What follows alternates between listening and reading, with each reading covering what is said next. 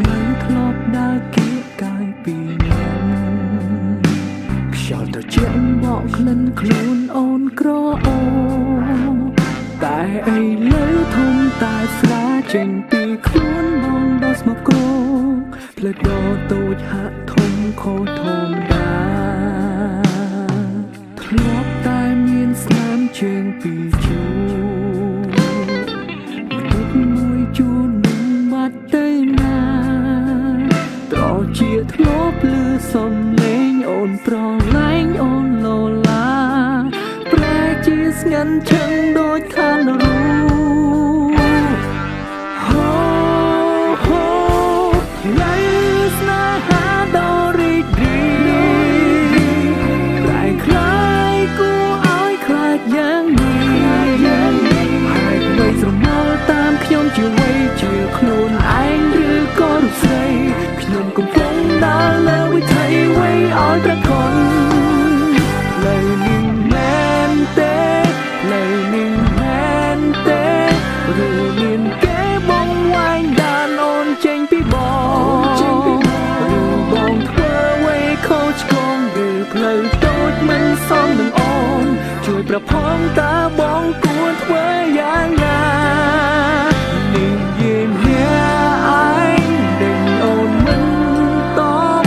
ឬចង់ឲ្យអំបែងដបចាក់ភ្លេចគ្រូ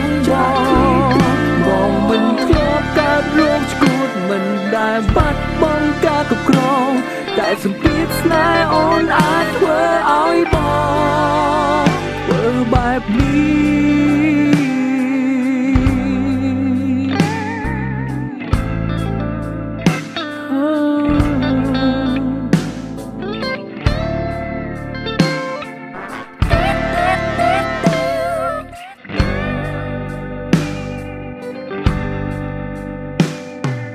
របងផ្ទះឈើដ៏កំពុកធ្លាប់លុកឆ្លងសាសងស្នេហាคล้ายជាថ្មស្រះបនឡាខ្ពស់លេចបាត់អនុសានិងប្រកាសថាខ្ញុំវងវែងផ្លូវហូហូលើស្នេហាដ៏រីករាយប្រែคล้ายគួរឲ្យខ្លាចយ៉ាងនេះហេតុអ្វីស្រមោលតាមខ្ញុំជាវ័យជាខ្លួនឯងឬក៏រូបស្រីខ្ញុំកំពុងដើរលើវិថីវ័យឲ្យប្រកបលើនឹងមែនទេលើនឹងមែនទេ